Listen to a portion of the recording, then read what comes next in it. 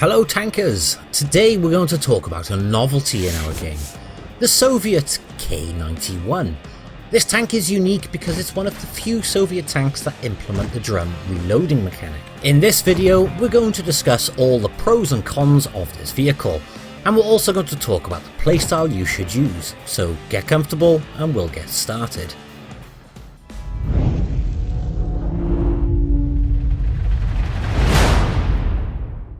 The K-91 is a heavy tier 9 tank, and the first thing we're going to discuss is the armour. While looking at the raw numbers, it may seem that the armour should more or less block the hits of equal tier tanks. The upper front plate, owing to a good slope, provides approximately 250mm of armour, but the lower front plate will let you down often. The lower front plate is installed at a slight angle, and it's sufficiently large, so enemies will fire directly at it. Now when we inspect this tank from the sides, we see no skirt plates or no angling. This does not resemble the style of Soviet engineers. That's why the sides will take hits quite often. Nevertheless, you can angle the hull of this tank in some situations. However, it's best to hide the hull as much as you can. Now let's talk about that turret.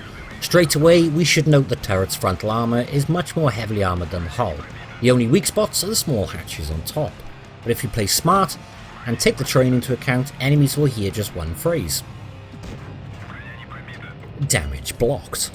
Now the mobility. Our tank has average power parameters, which are basically sufficient to accelerate to the 40km/h top speed. However, like other heavy tanks, we won't be able to climb hills in any urgency. The traverse speed isn't remarkable either. It's enough to react to mediums, but it's not enough to fight off the nimble Batchatilian. If we talk about the tank's armament, the K-91 has an unusual 100mm gun.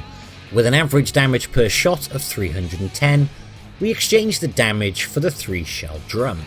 The time to unload a single shell is 3.5 seconds, but the total time to reload the drum is just 16 seconds. Moreover, the tank aims quickly and fires accurately. Now the armour penetration of the K-91 is slightly worse than that of same tier vehicles. However, the calibrated shell's equipment will resolve this issue just fine.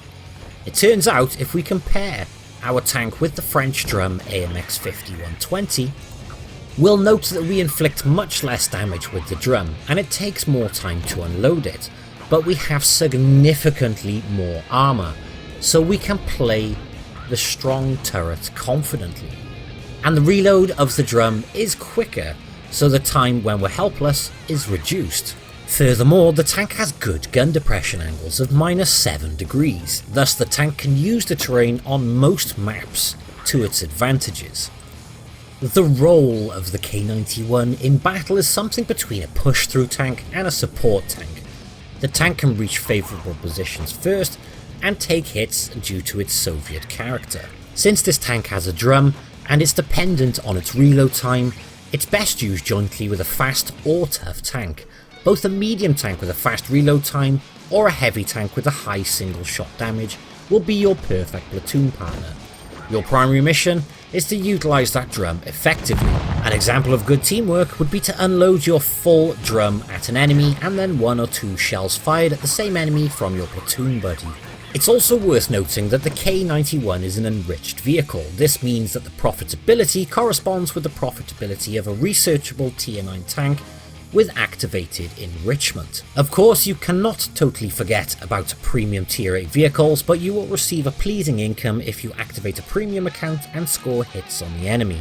To summarise, the vehicle is quite interesting and unique. It's different from the vast majority of Soviet tanks.